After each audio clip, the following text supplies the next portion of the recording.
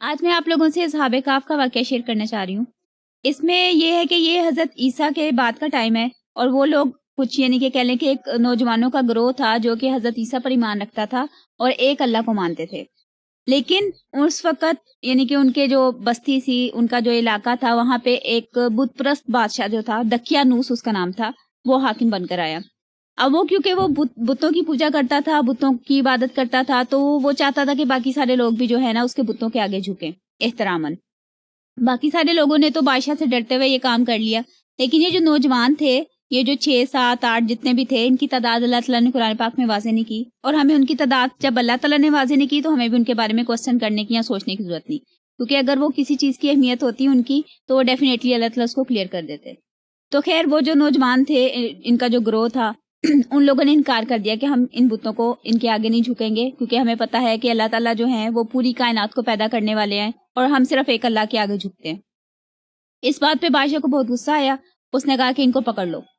اور ان کو قید خانے میں ڈال دیا، اور ان کے لیے مطلب سزائے موت یا کسی قسم کی عبرتناک موت کا جو تھا وہ اعلان کر دیا۔ اب یہ جو لوگ تھے یہ وہاں سے بھاگے اور انہوں نے ایک غار میں جا کر پناہ لی اور اللہ تعالیٰ سے دعا کی، ربنا آتنا من لدنک رحمتن وہیئ لنا من امرنا رشدا، کہ اللہ تم ہمارے اوپر اپنی طرف سے خاص رحمت نازل کر اور ہمارے کام کو ہمارے لیے آسان بنا دے۔ تو اللہ تعالیٰ نے کیا کیا، پھر ان کو وہاں پہ غار کے اندر سلا دیا، اور یہ تقریباً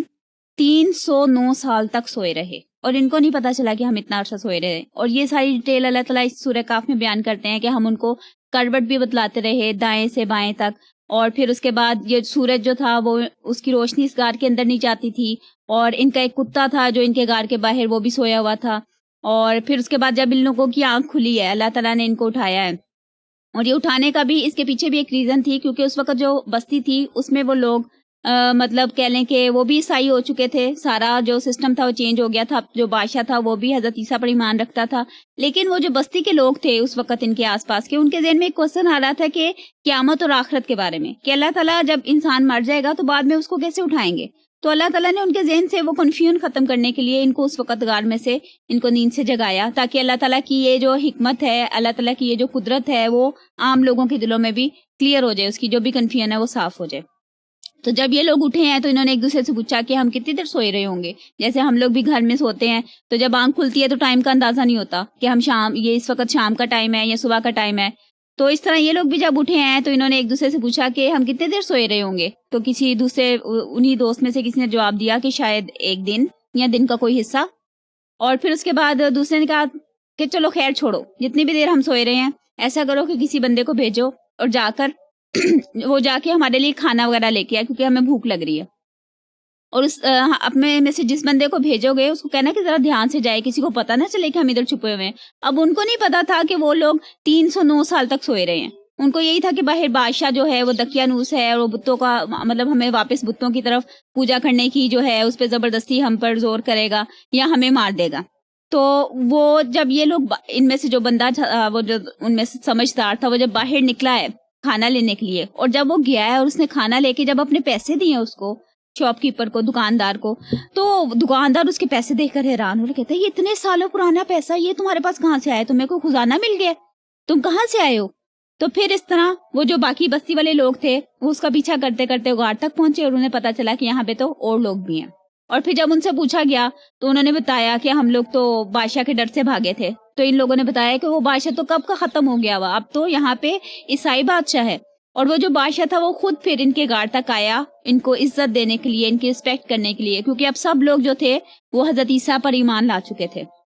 ہر طرف لوگ جو تھے وہ عیسائی تھے۔ تو ان جو بادشاہ تھا وہ خود ان کے غار تک آیا اور ان کو عزت دی اور کہا کہ آپ میرے ساتھ چلیں، لیکن ان لوگوں نے انکار کر دیا اور یہ واپس اپنے غار میں چلے گئے۔ ان کی اینڈ کے بارے میں ہمیں قرآن پاک میں یا حدیث میں ڈیٹیل نہیں ملتی کہ مطلب ان کی وہاں پہ مطلب دوبارہ غار میں جا کے یہ مر گئے یا یہ سو گئے، کیا ہوا وہ ڈیٹیل نہیں ملتی، البتہ یہ ہے کہ وہ واپس اپنے غار میں چلے گئے۔ تو یہ بیسیکلی وہ واقعہ ہے جو قرآن پاک میں ہمیں ملتا ہے اور احادیث میں اس کی ڈیٹیل ملتی ہے۔ اس کے متعلق لوگ ڈفرینٹ سوال کرتے ہیں کہ جی وہ ان کی تعداد کتنی تھی، وہ کون لوگ تھے، کتا کیسا تھا، تو یہ وہ چیزیں ہیں جن کے بارے میں اگر جاننا ضروری ہوتا ہمارے لیے تو اللہ تعالیٰ ہمیں ضرور بتا دیتے، لیکن اگر نہیں بتایا تو ہمیں خود بھی ان کے بارے میں کوسچن نہیں کرنا چاہیے اور اپنے ذہن میں کنفیوژن نہیں رکھنی چاہیے۔ ہمیں اصل میں یہ دیکھنا ہے کہ اللہ تعالیٰ ہمیں اس واقعے سے کیا چیز سکھانا چاہ رہے ہیں، اور وہ چیز ہے کہ اللہ تعالیٰ پر جو بھی ایمان لے آئے، پھر چاہے جو بھی حالات ہوں، اسے اپنے اس ایمان سے، اس موقف سے ہٹنا نہیں چاہیے، اور پھر اس کے لیے اللہ تعالیٰ جو ہے وہ ہر طرح کی، یعنی کہ آؤٹ آف دا وے جا کے بھی اس کی ہیلپ کرتے ہیں، اس کو بچاتے ہیں، جیسے کہ ان لوگوں کو اللہ تعالیٰ نے بچایا، اور 309 سال، یعنی کہ کہنے کی بات ہے 3 صدیاں یہ لوگ سوئے رہے ہیں اور کوئی ان پر اثر نہیں ہوا، کوئی ان کو تکلیف نہیں ہوئی۔ اور یہی چیز اللہ تعالیٰ اس صورت میں بھی کہتے ہیں کہ لوگ جو ہیں وہ اسی بارے میں کنفیوز ہوتے رہیں گے اور کوسچن کرتے رہیں گے کہ وہ 3 تھے، چوتھا ان کا کتا تھا، کچھ کہیں گے کہ وہ 5 تھے، چھٹا ان کا کتا تھا، کچھ کہیں گے کہ جی 7 تھے، 8واں ان کا کتا تھا۔ تو اس بارے میں تم جھگڑنا نہیں، اس بارے میں ڈسکشن کرنے کی ضرورت نہیں ہے، ٹھیک ہے۔ اچھا، اب یہ جو صورت ہے، بیسیکلی صورت بہت زیادہ اہم اور بہت برکت والی ہے۔ حضور صلی اللہ علیہ وسلم کی حدیث ہمیں اس بارے میں ملتی ہیں کہ جو کوئی اس صورت کی پہلی 10 آیات اور آخری 10 آیات یاد کرتا ہے اور پڑھتا ہے تو اللہ تعالیٰ اس کو دجال کے فتنے سے محفوظ رکھتا ہے۔ پھر ایک اور حدیث ہمیں ملتی ہے کہ حضور صلی اللہ علیہ وسلم نے فرمایا کہ جو شخص جمعے والے دن سورہ کہف کی تلاوت کرتا ہے تو اللہ تعالیٰ ایک جمعے سے دوسرے جمعے تک اس کے لیے ایک نور روشن کر دیتے ہیں، جس میں کہ اس کو صحیح اور غلط کی جو ہے پہچان یا ان میں ڈسیزن کرنا آسان ہو جاتا ہے۔ اور پھر اس کے علاوہ یہ سورت جو ہے برکت اور سکون کے لیے بہت زیادہ اہم ہے۔ اصل میں یہ سورت نازل کیوں ہوئی تھی کہ کچھ یہودیوں نے آ کر حضور صلی اللہ علیہ وسلم سے کچھ سوالات کیے تھے، ان کی نبوت کی صداقت یا ان کو چیک کرنے کے لیے کہ وہ سچے ہیں کہ نہیں۔ انہوں نے آ کے سوال کیا کہ آپ یہ بتائیں کہ وہ غار والے کون تھے، اصحاب کہف، ٹھیک ہے، کیونکہ حضور صلی اللہ علیہ وسلم کی پیدائش سے بھی کوئی ہزاروں سال پہلے کا واقعہ ہے۔ اور پھر انہوں نے پوچھا کہ جی یہ بتائیں کہ ذوالقرنین کون تھے،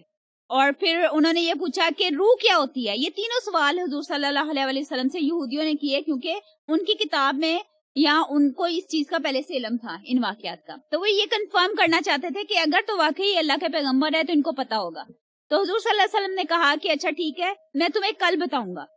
حضور صلی اللہ علیہ وسلم نے سوچا کہ حضرت جبرائیل آئیں گے تو ان سے میں پوچھ لوں گا اور ان کو پھر باقی یہودیوں کو، باقی مکہ کے لوگوں کو بتا دوں گا۔ لیکن حضور صلی اللہ علیہ وسلم انشاءاللہ کہنا بھول گئے،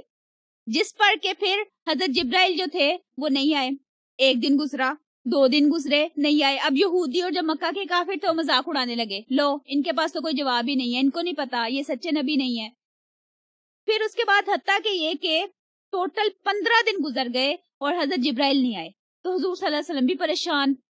ان کو بھی سمجھ نہیں آ رہی تھی کہ مطلب اب یہ کیا ہو رہا ہے، میرے سے کوئی غلطی ہوگی ہے، کیا مسئلہ ہوا ہے، حضرت جبرائیل کیوں نہیں آ رہے۔ تو پھر حضرت جبرائیل سورہ کہف لے کر اللہ تعالیٰ کے حکم سے نازل ہوئے، اور اسی سورہ کہف میں انشاءاللہ کہنے کی بھی جو اہمیت ہے وہ واضح کی گئی ہے۔ اور حضور صلی اللہ علیہ وسلم کو بتایا گیا کہ جب آپ نے کہا تھا کہ میں کل بتا دوں گا آپ لوگوں کو، یہودیوں کو اور مکہ کے کافروں کو، تو اس وقت آپ نے انشاءاللہ نہیں کہا تھا۔ تو جب بھی آپ کوئی کام کرنا چاہیں کہ کل آپ یہ کام کریں گے تو آپ اس کے ساتھ انشاءاللہ ضرور کہیں، اور اگر بھول جائیں تو جب یاد آئے اس وقت کہہ لیں۔